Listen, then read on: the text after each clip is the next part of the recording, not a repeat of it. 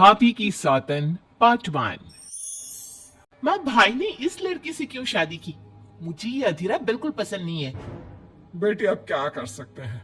मैं भी तुम्हारे भाई की शादी इस लड़की से नहीं कराना चाहती थी, लेकिन समर्थ की जिद के आगे मुझे झुकना ही पड़ा। समर्थ ने अपनी पसंद की लड़की अधीरा से शादी की है, लेकिन उसकी माँ मंजू और बहन सौम्या को अधीरा बिल्कुल पसंद नहीं है। समर्थ की माँ ने तो अपने बेटे के प्यार के आगे अपना सर झुका लिया और दोनों की शादी करवा दी। लेकिन सौम्या ने अभी तक हथियार नहीं डाले थे। वो अभी भी अपनी भाभी को घर से निकालने की हर मुमकिन कोशिश कर रही है। बहू, ओ बहू, आज चाय मिलेगी या नहीं? लाई माँ जी।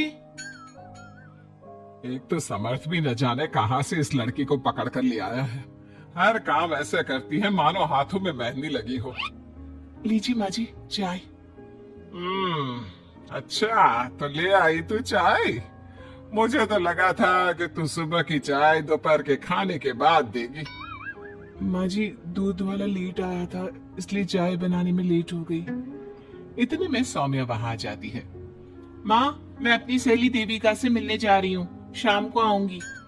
सौम्या, मैंने तुम्हारे लिए नाश्ता बना दिया है, पहले नाश्ता कर लो फिर चली जाना। मुझे आपके हाथ का बेस्वाद खाना नहीं खाना। मेरी सहेली देविका बहुत अच्छा खाना बनाती है, मैं उसके यहाँ खा लूंगी। ओके माँ, बाय, मैं चलती हूँ। सौम्या के जाने के बाद मंजू अपनी बहू पर चिल्लाते हुए कहती है, बहू तूने इतनी बुरी चाय बनाई है, इससे अच्छा तो तू जहर पिला देती, कम से कम वो मीठा तो होता। अगर मेरे बस में होता तो चाय की जगह जहर ही दे देती। कुछ कहा तूने? अब नहीं माँ जी, मैं दूसरी चाय बना देती हूँ। रहने दे, मैं जा रही हूँ अपनी बहन के घर। तो घर का सारा काम करके रखना, शाम तक आ जाऊंगी। और हाँ, रात के खाने में कुछ अच्छा बना लेना। मंजू अधीरा पर हुक्म चलाकर चली जाती है। अधीरा बड़बड़ाती हुई किचन में जा रही होती है कि तभी समर्थ वहां आ जाता है। अधीरा नाश्ता लाओ जल्दी से, ऑफिस के लिए देर हो रही है। क्या करोगी नाश्ता करके? किसी को भी मेरे हाथ से बना खाना पसंद नहीं आता। आप ही बाहर ही कर लेना नाश्ता। लगता है माँ और सौम्या ने फिर तुमसे कुछ कहा है, तभी तुम्हारा मूड इतना खराब है। तुम माँ और सौम्या की बातों को बुरा मत माना करो। मैंने माँ के खिलाफ जाकर शादी की है ना, इसलिए वो तुमसे कुछ उखड़ी उखड़ी रहती है। लेकिन मुझे पता है, जिस तरह तुमने मेरा दिल जीत लिया, उसी तरह तुम माँ और सौम्या का दिल भी जीत लोगे। बातें बनाना कोई आपसे सीखे। अब आपको ऑफिस के लिए देर नहीं हो रही? हो तो रही है, लेकिन सोच रहा हूँ सौम्या और माँ घर पर नहीं है। तुम दिन भर अकेली घर में क्या करोगी? मैं आज ऑफिस की छुट्टी कर ही लेता हूँ। नहीं नहीं नहीं, मैं घर में अकेली रह सकती हूँ, आप ऑफिस जाओ। चलो जाओ और अपना काम करो। समर्थ ऑफिस चला जाता है और शाम को जब सभी घर आते हैं, अधीरा सबके लिए बड़े प्यार से खाना तैयार करके रखती है। सौम्या सबसे पहले किचन में जाती है। अरे वाह, खाने की तो बहुत अच्छी खुशबू आ रही है, लेकिन मुझे इस खाने का मजा किरकिरा करना ही होगा। सौम्या खाने के अंदर बहुत सारी हल्दी डालकर चली जाती है। उसके बाद अधीरा सबके लिए खाना लगाती है, लेकिन किसी को भी खाना अच्छा नहीं लगता। छी भाभी, कितना बुरा खाना बनाया है। इससे अच्छा तो आप हमें मना ही कर देती कि आप खाना बनाएंगी ही नहीं, तो हम बाहर से ही कुछ अच्छा खाकर आ जाते। कम से कम हमारे मुंह का स्वाद तो नहीं बिगड़ता। बहू, तूने हम सबको सुबह बिना खाना खाए निकाल दिया, और अब भी हमें बिना खाना खाए सोना पड़ेगा। क्या करती हो अधीरा? तुम्हें खाना बनाना भी नहीं आता क्या? दिमाग खराब कर दिया। समर्थ गुस्से में वहां से चला जाता है। उसके पीछे पीछे सौम्या भी जाती है। भैया, हमने आपसे कितना मना किया था कि इस लड़की से शादी मत करो मत करो, लेकिन आपने हमारी एक नहीं सुनी। आप मेरी सहेली देविका को तो जानती हो ना, सुंदर होने के साथ साथ हर काम में माहिर है। सौम्या देखो, मैं वैसे ही परेशान हूँ, तुम मुझे और परेशान मत करो, जाओ यहाँ से। सौम्या ने समर्थ के दिल में अधीरा के लिए नफरत डालने की कोशिश की। अगली सुबह अधीरा जल्दी सोकर उठी और सबके लिए नाश्ता बना लिया, लेकिन समर्थ बिना कुछ खाए ही ऑफिस के लिए निकल गया। सौम्या भी ये सब नोटिस कर रही थी। उसने देविका को घर पर बुला लिया। देविका, आज भैया बहुत गुस्से में है।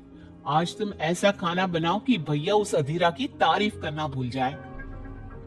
सौम्या, तुम ये सब क्या कर रही हो?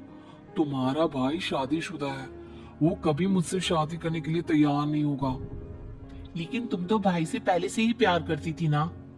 हाँ करती थी, लेकिन ये उन दिनों की बात है ना। चुप रहो तुम। अगर तुम्हें भैया को पाना है तो तुम्हें वही करना होगा जो मैं कहूंगी। सौम्या ने जैसा जैसा कहा देविका ने वैसा ही किया। देविका ने बहुत ही स्वादिष्ट खाना बनाया। शाम को सभी लोग इकट्ठा हुए और सबने एक साथ मिलकर खाना खाया। इतना मजेदार खाना खाकर सबने देविका की खूब तारीफ की। समर्थ ने अपनी पत्नी को ताना देते हुए कहा, अधीरा, देविका ने कितना अच्छा खाना बनाया है। तुम्हें देविका से खाना बनाना सीखना चाहिए। अब तो ये रोज की बात हो गई। सौम्या हर बार देविका को अपने घर बुलाती और किसी न किसी बात पर अधीरा को शर्मिंदा करती। सौम्या अपने भाई की बात देविका से कराने लगी। अब समर्थ भी देविका से प्यार करने लगा। सौम्या ने अपने भाई से कहा, भैया आपको देविका पसंद है ना? अरे तुम ये क्यों पूछ रही हो?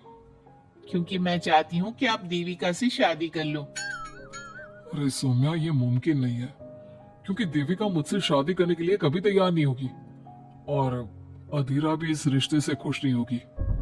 आप देविका की चिंता मत करो, उससे मैं बात कर लूंगी। आप बस अधीरा भाभी को समझा दो। सौम्या की बात सुनकर समर्थ अधीरा के पास जाता है। वो उससे अपनी और देविका की शादी की बात करता है। अधीरा, मैं देविका से शादी करना चाहता हूँ। क्या? आप शादी करोगे? लेकिन क्यों? क्योंकि मैं उससे प्यार करता हूँ। प्यार तो आप मुझसे भी करते थे। कल कोई और लड़की पसंद आ जाएगी तो तीसरी शादी कर लोगे? देखो अधीरा, तुम्हें घर में कोई पसंद नहीं करता। तुम्हारी शादी मैंने माँ के खिलाफ जाकर की थी। अब तुम मेरे और देविका के बीच में मत आओ, प्लीज। क्यों बीच में ना हो? मैं ये शादी नहीं होने दूंगी, आप चाहे कुछ भी कहो। अधीरा के लाख विरोध के बावजूद भी सौम्या और मंजू ने समर्थ की शादी देविका से करवा दी। आखिरकार सौम्या अपनी भाभी की सौतन ले ही आई।